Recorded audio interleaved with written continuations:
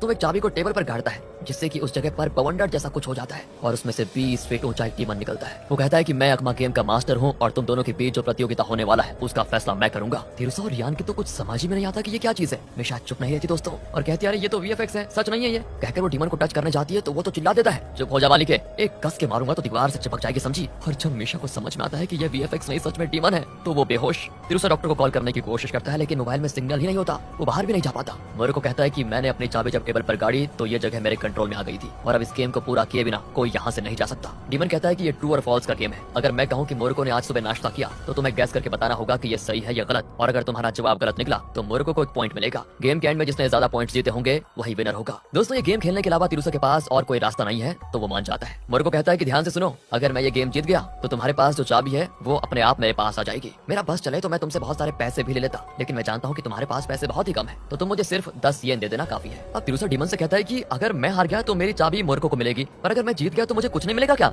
सुनो, अगर मैं जीत गया तो मोरको को चाबियों का रहस्य मुझे डिटेल में बताना पड़ेगा और मेरी दूसरी शर्त जीतने पर यह है कि सिर्फ मैं फैसला करूंगा कि मोरको की जान कब जाएगी। दोस्तों पहले तो डीमन सोच में पड़ जाता है लेकिन फिर मान ही जाता है, लेकिन अब मोरको घबरा जाता है कि ये मैंने क्या बेवकूफी कर दी, मुझे भी तिरुसा की जान मांग लेनी चाहिए थी और मैंने क्या मांगा, सिर्फ 10 येन। थू है तुझ पर मोरको, थू। इस तरह वो खुद को कोस लेता है दोस्तों और उसे यकीन पूरा होता है कि वही जीतेगा, इसलिए वो डीमन के सामने कह देता है कि अगर मैं हारा तो इसी स्पॉट पर तुम मेरी जान ले लेना। पहला सवाल तिरुसा करता है, वो टेबल पर रुमाल बिछाकर उसके ऊपर 500 येन का कॉइन रखता है, फिर उस पर एक टी कप रखकर रुमाल को खींचकर पूछता है टी कप के नीचे अभी भी 500 का कॉइन है या नहीं, ये बात सही है या गलत, बताओ। मोरको हंसकर कहता है तुमने मुझे बेवकूफ समझ के रखा हुआ है क्या? मैंने देख लिया है कि कॉइन रुमाल के साथ चला गया था, फिर भी मैं जल्दबाजी में जवाब तो नहीं देना चाहता क्योंकि हो सकता है तुम मुझे फंसाने की कोशिश कर रहे हो। कहकर वो तिरुसा की तरफ का टेबल चेक करता है तो टेबल के नीचे और वो भी कप के ठीक नीचे कॉइन होता है दोस्तों। मोरको उस कॉइन को निकालकर अपने पॉकेट में डाल देता है, लेकिन फिर भी उसे शक है कि तिरुसा ने कुछ कॉइन्स ड्रॉर में छुपाए होंगे। वो ड्रॉर खोलने की कोशिश करता है लेकिन तिरुसा ऊपर हाथ रखकर उसे खोलने नहीं देता, मतलब कॉइन जरूर कप के नीचे ही होगा। ये सोचकर वो कहता है डीमन जी, तिरुसा ने कहा कि कॉइन कप के नीचे है या नहीं तो मेरा जवाब है कि ये सही है। और इस पर तिरुसा जरा स्माइल करता है तो वो मोरको घबरा जाता है दोस्तों।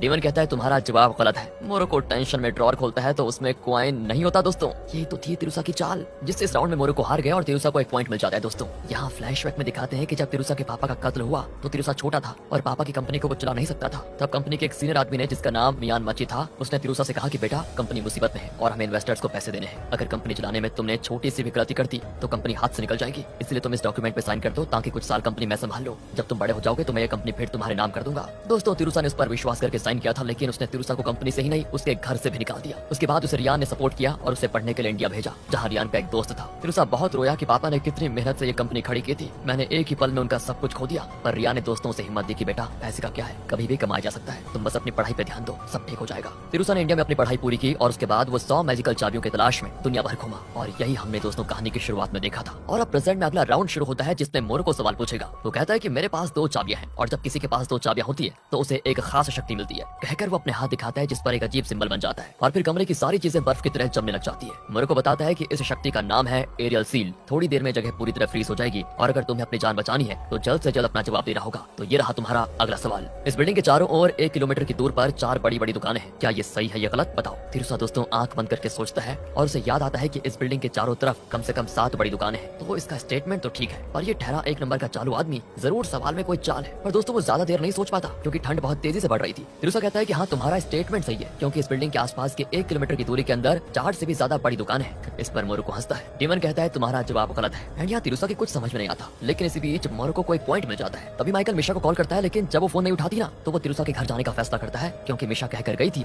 कि वो तिरुसा के घर जा रही है। यहाँ दोस्तों फिर से तिरुसा की बारी आती है सवाल करने की। वो दोबारा एक रुमाल बिछाकर कहता है कि इस रुमाल के नीचे एक बॉम्ब है, क्या ये स्टेटमेंट सही है या गलत। मोरको फिर से हंसने लगता है। उसे शक है कि इस बार भी तिरुसा कोई चाल चल रहा है। वो फिर से ड्रॉर चेक करता है लेकिन उसमें कोई बॉम्ब नहीं होता। फर्श भी कंक्रीट का बना है तो इसके अंदर भी बॉम्ब हो नहीं सकता। पर तिरुसा जानता है कि इस घर के नीचे एक बॉम्ब है लेकिन वो एक्टिव नहीं है। असल में तिरुसा ने अपनी रिसर्च के दौरान ये पढ़ा था कि नेशनल रजिस्ट्री में ये दर्ज है कि इस लोकेशन पर जहाँ पर ये बिल्डिंग है इसके नीचे एक इनएक्टिव बॉम्ब है। तिरुसा ये सारी चीजें सोच ही रहा होता है कि मोरको कहता है यहाँ कोई बॉम्ब नहीं है, मतलब तुम्हारा स्टेटमेंट गलत है। बस दोस्तों तिरुसा खुश हो जाता है कि अब दूसरा पॉइंट तो मुझे मिलने वाला है और डीमन कहता है कि मोरको का जवाब ठीक है? यानी तिरुसा का स्टेटमेंट गलत। तिरुसा डीमन से कहता है कि ये चाल चल रहा है, इस बिल्डिंग के नीचे कई इनएक्टिव बॉम्ब दफनाए हुए हैं, और डीमन कहता है कि पहले रहे होंगे लेकिन फिलहाल यहाँ कोई बॉम्ब नहीं है। ओहो, इस तरह मोरको को एक और पॉइंट मिल जाता है दोस्तों। और अब मोरको की बारी आती है दोबारा, तो वो कहता है कि इस बिल्डिंग को अगर सेंटर में लो तो इसके चारों ओर 3 किलोमीटर की दूरी के अंदर 1300 लोग रहते हैं। ये मेरा स्टेटमेंट है, क्या ये सही है गलत? तिरुसा फिर आंखें बंद करके सोचता है कि उसके अनुसार ये स्टेटमेंट सही लगता है, लेकिन पिछली बार जब तिरुसा श्योर था अपने जवाब को लेकर तो वो गलत साबित हो गया था। कहीं इस बार भी मोरको के सवाल में कोई चाल तो नहीं है, ये सोचकर वो थोड़ी और देर सोचता है, और तभी उसकी नजर अपने लैपटॉप पर पड़ती है जो एकदम नॉर्मल चल रहा होता है दोस्तों। तिरुसा को लगता है कि अगर मोरको का मैजिकल पावर सच में इस कमरे की हर चीज को फ्रीज कर रहा है तो लैपटॉप कैसे काम कर रहा है। मतलब ये कि इस कमरे को फ्रीज करना मोरको का कोई सुपर पावर नहीं है, बल्कि उसका सुपर पावर कुछ और ही लगता है। इसी बीच दोस्तों रियान ठंड बर्दाश्त नहीं कर पाता और बेहोश होने लगता है। उसे बचाने के तिरुसा वहाँ पर पड़े कागज, करेंसी नोट्स वगैरह को कचड़े के डब्बे में जलाने लग जाता है। तब जाकर रियान की हालत जरा ठीक होती है। अब तिरुसा को दोस्तों मोरको की चाल समझ में आ जाती है। वो कहता है कि शुरू में तुमने जो सवाल किए थे वो सारे इस बिल्डिंग के इर्द गिर्द पूछे थे, और जब तुमने कहा कि तुम अपनी शक्ति का इस्तेमाल कर रहे हो तब से खिड़की से आ रही रोशनी में फर्क दिख रहा है। मतलब तुमने अपनी शक्ति से इस जगह को फ्रीज नहीं किया, बल्कि उस शक्ति के बल पर तुम इस कमरे को उठाकर कहीं और लेकर आगे हो। मतलब इस वक्त ये घर हिमालय की चोटी पर भी हो सकता है जिस वजह से बर्फ जम रही है। तो इससे ये समझ में आता है कि जरूर इसके इर्द गिर्द 3 किलोमीटर की दूरी पर कोई नहीं होगा। यानी तुम्हारा स्टेटमेंट ही गलत है। दोस्तों डीमन भी मान जाता है कि तिरुसा का जवाब बिल्कुल सही है, और अब दोनों के 2-2 पॉइंट्स हो चुके हैं। तभी कैमरा जूम आउट करता है तो पता चलता है कि तिरुसा ने बिल्कुल ठीक गैस किया था। वाकई में वो घर किसी बर्फीले पहाड़ पर होता है। अब डीमन हंस देता है कि क्यों मोरको, लगता है तुम्हारा काम तमाम करके ही रहेगा ये तिरुसा। मोरको का डर बढ़ जाता है दोस्तों। तिरुसा कहता है कि अभी भी वक्त है, अगर जान प्यारी है तो इस गेम को यहीं खत्म कर लेते हैं। हद से ज्यादा लालची होना सेहत के लिए हानिकारक हो जाता है, समझे। पर डीमन कहता है नहीं, जब तक कोई जीत नहीं जाता तब तक ये गेम खत्म नहीं होगा। अब तिरुसा दोस्तों अपना स्टेटमेंट बोलता है कि इस कमरे में 1000 येन है, ये सही है या गलत। मोरको जरा कंफ्यूज होता है, लेकिन तब उसे याद आता है कि पिछले राउंड में उसने टेबल के नीचे से 500 येन निकाल कर अपने पॉकेट में रख लिया था, और जब कमरे का ठंड कम करने के लिए तिरुसा ने करेंसी नोट्स को जलाया उसमें भी एक 500 का कॉइन था। मोरको उसे भी चेक करता है तो उसके अंदर से एक 500 का कॉइन निकलता है, और अब मोरको को यकीन हो जाता है तो वो कहता है तिरुसा का स्टेटमेंट सही है, इस कमरे में 1000 येन है। पर डीमन कहता है तुम्हारा जवाब ही गलत है। दोस्तों मोरको को अपनी मौत दिखाई दे जाती है यहाँ पर, और वो पूछता है कि ये गलत कैसे हो सकता है। तब तिरुसा बताता है कि सुनो, उन 2 500 के कॉइन्स में सिर्फ असली एक ही कॉइन है, दूसरा तो एक ट्रैकिंग डिवाइस है जो मेरे पापा ने मेरी सेफ्टी के लिए मुझे दिया था। और दोस्तों जब वो उसे पैरों तले मसल कर देखता है तो पता चलता है कि वो सच में एक ट्रैकिंग डिवाइस है। अब डीमन कहता है तिरुसा तुम जीत गए, और मोरको से तुम्हें जो इन्फॉर्मेशन चाहिए वो तुम ले सकते हो, फिर मैं उसकी जान लेकर यहाँ से चला जाऊंगा। पर तिरुसा कहता है कि मिस्टर डीमन, शायद आपको याद नहीं है कि मैंने शुरुआत में कहा था कि अगर मैं जीत गया तो सिर्फ मैं फैसला करूंगा कि मोरको की जान कब जाएगी। इसके लिए आप मान भी गए थे। इस पर डीमन वहाँ से गायब हो जाता है दोस्तों। इसी बीच माइकल मिशा को ढूंढते हुए तिरुसा के घर पर आता है, लेकिन घर में सिर्फ तिरुसा का कमरा मिसिंग होता है दोस्तों। कमरा! माइकल तो चौंक जाता है, फिर अचानक उसका कमरा वहाँ पर आता है जिसको देखकर वो फिर से चौंक जाता है कि ये क्या हो गया। वहाँ मिशा बेहोश पड़ी होती है और मोरको अपनी जान बचाने के लिए तिरुसा का शुक्रिया अदा करता है। तिरुसा कहता है कि ठीक है आगे से अपना लालच कम करो, समझे। वैसे तुम्हारे पास तो मैजिकल चाबी आई कैसे? मोरको कहता है कि बता तो मैं दूंगा, पर तुम हंसना मत प्लीज। एक दिन आसमान से मेरे सर पर गिरी थी वो चाबी। ये क्या बकवास कर रहे हो तुम? बकवास नहीं गुरु, मेरे पापा के मरने के बाद मैं छोटी मोटी गैम्बलिंग कर लेता था और हर बार मैं हारता था, और एक दिन हुआ ये कि वो चाबी ऊपर से गिरी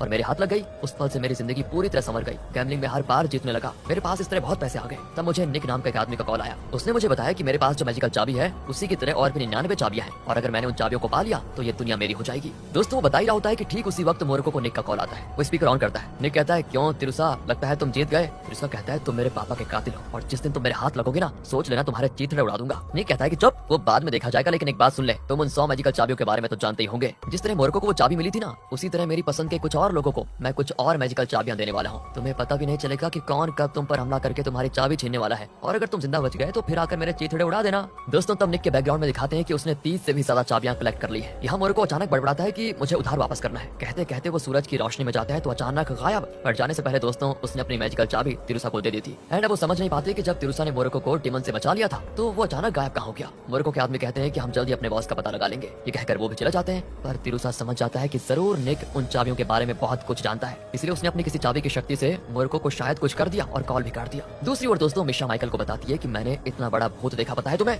माइकल कहता है सर फिर गया है क्या तुम्हारा? मिशा कहती नहीं यार सच में मैंने इतना बड़ा भूत देखा। माइकल भी कहता है कि सुनो, जब मैं यहाँ पर आया था ना तो तिरुसा का कमरा गायब था, बाद में वो वापस भी आ गया। मिशा कहती है कि देखा, यही तो मैं कह रही थी सर फिर कहीं के। दोस्तों यहाँ पर तिरुसा और मिशा को डीमन पर शक होता है कि कहीं वही मोरको को लेकर तो नहीं चला गया, पर तिरुसा कहता है कि यहाँ जो भी हुआ उसे किसी को मत बताना, वरना तुम दोनों की जान को खतरा होगा। ये मेरे और निक के बीच की लड़ाई है, तुम लोग इसमें मत पड़ो। माइकल कहता है कि अगर उन चाबियों की शक्ति से कुछ भी किया जा सकता है ना तो तुम अपने पापा की कंपनी वापस क्यों नहीं लेते? तिरुसा कहता है मेरे पापा ने ईमानदारी से उस कंपनी को बनाया था, इसलिए मैं किसी शॉर्टकट से उसे वापस नहीं पाना चाहता। सही तरीके से ही मैं अपने पापा की कंपनी को उस मियाँ मच्छी से वापस जरूर लूंगा। और इस बार मिशा और माइकल वहाँ से चले जाते हैं कि अब तुम्हारे मामले में दखल नहीं देंगे हम। दूसरी ओर दोस्तों एक इलीगल बॉक्सिंग मैच को दिखाते हैं जिसमें मार्क नाम का बॉक्सर बड़ी आसानी से जीत जाता है। मैच के बाद जब वो अपना ग्लव्स और बैंडेज निकालता है तो अंदर एक मैजिकल चाबी होती है, मतलब इसी की शक्ति से वो हर मैच जीतता है। यहाँ से मियाँ मच्छी को दिखाते हैं जिसने चालाकी से तिरुसा के पापा की कंपनी को अपने नाम करवा लिया था। उसके कमरे में भी दोस्तों एक मैजिकल चाबी गिरती है और जब वो कार में होता है तो निक उसे कॉल करके कहता है, सुनो तुम्हें जो चाबी मिली है उसकी शक्ति से तुम कुछ भी हासिल कर सकते हो और मेरा जूनियर तुम्हारी मदद करेगा इसमें। अचानक उसका कॉल कट होता है और म्यान माची भी कार रोक लेता है। जब वो बाहर निकलता है ना दोस्तों तो वहाँ निक का भेजा हुआ उसका जूनियर खड़ा होता है जिसका नाम है एरिक।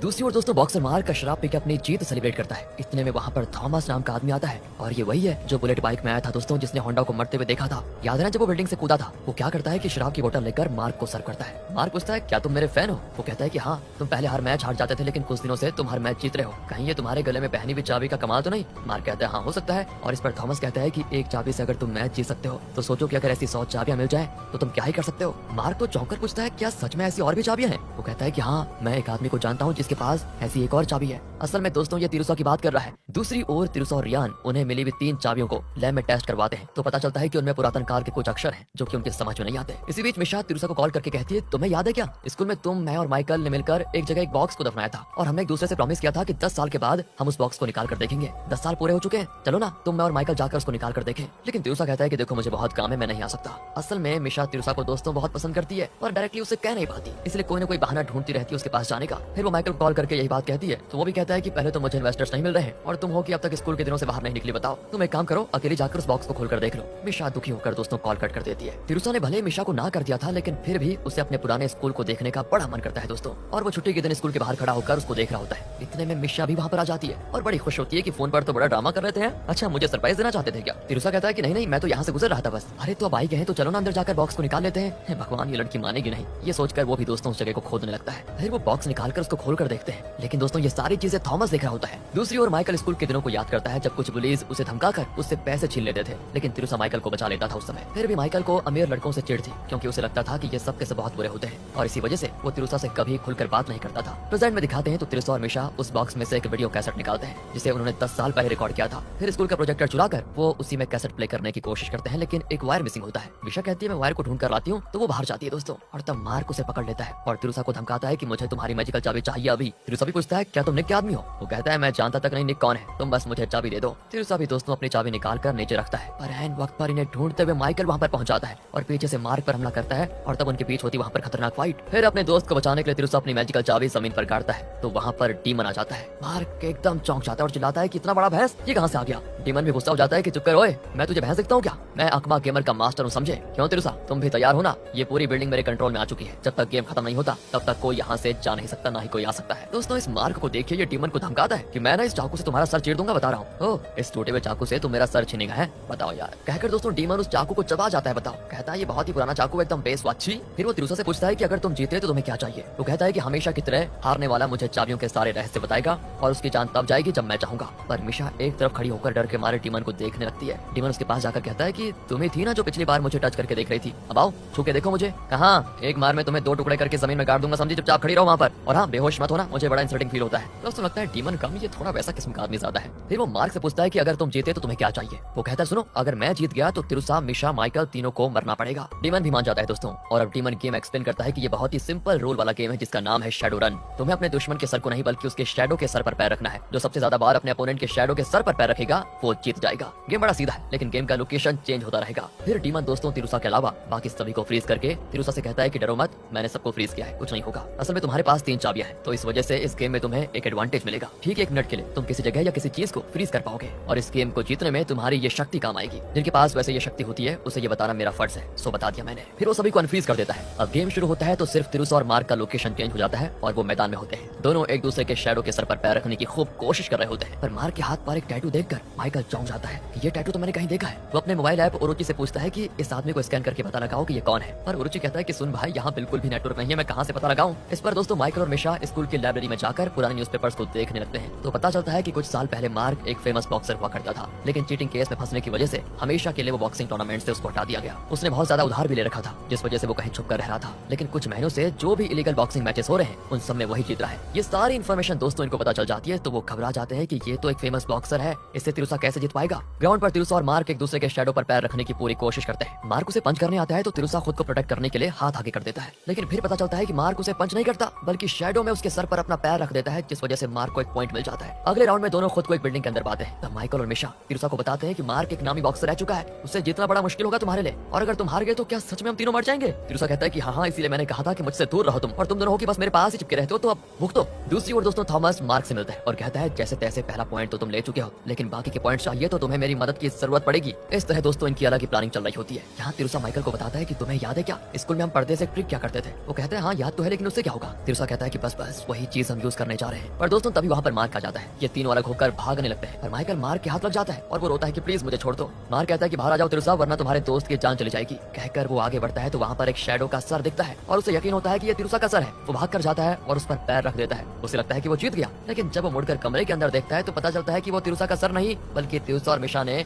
बाल्टी मॉप वगैरह से इंसान जैसा रूप बना के रखा हुआ था। तभी खिड़की से तिरुसा अंदर आकर मार्क के शैडो में उसके सर पर पैर रख देता है। दूसरा राउंड भी दोस्तों तिरुसा जीत गया था। अब तीसरा राउंड एक अंधेरे कमरे में होता है, जहाँ सिर्फ एक जगह पे रोशनी होती है। मार्क तिरुसा को चेस करने लगता है, लेकिन तिरुसा एक जगह छुपकर अपने फ्रेंड्स की मदद से एक ट्रैप बनाता है। वो एक लीवर को खींचकर एक पर्दे को सेट करता है और अपने फ्रीजिंग पावर का इस्तेमाल करके ऐसा अरेंजमेंट करता है जिससे कि ठीक 1 मिनट के बाद वो पर्दा गिर जाए, और फिर जानबूझकर 1 मिनट के लिए वो मार्क को यहाँ वहाँ भगाता है और एन वक्त पर वो मार्क को स्टेज पर लेकर आ जाता है। ओ, पर 1 मिनट के बाद भी दोस्तों पर्दा नहीं गिरता। अब तिरुसा कंफ्यूज होता है कि पर्दा अभी तक क्यों नहीं गिरा। तब ऊपर दिखाते हैं कि असल में पर्दे की रस्सी को थॉमस ने पकड़ के रखा हुआ है। मौका पाकर मार्क तिरुसा को बहुत मारने लगता है, पर माइकल और मिशा बीच में आकर मार्क को पकड़ लेते हैं और तब तिरुसा उसके शैडो के सर पर अपना पैर रखकर एक और पॉइंट जीत जाता है। इस तरह तीसरे राउंड में एक्स्ट्रा पॉइंट लेकर तिरुसा गेम जीत जाता है। तब वहाँ पर डीमन आता है दोस्तों, तो तिरुसा कहता है कि तुमने वादा किया था तुम मार्क की जान नहीं लोगे, वो तब मरेगा जब मैं चाहूंगा। डीमन कहता है हाँ तो ठीक है, मैंने कब मना किया। अब तिरुसा कहता है कि पर मुझे तुमसे ये पूछना है कि मोरुको जो मुझसे हार गया था ना, वो अचानक गायब कहाँ हो गया, कहीं तुम उसको लेकर तो नहीं चले गए। डीमन कहता है बिल्कुल नहीं, मैं अकमा गेम का मास्टर हूँ, मैं ऐसी चीटिंग कभी नहीं करता,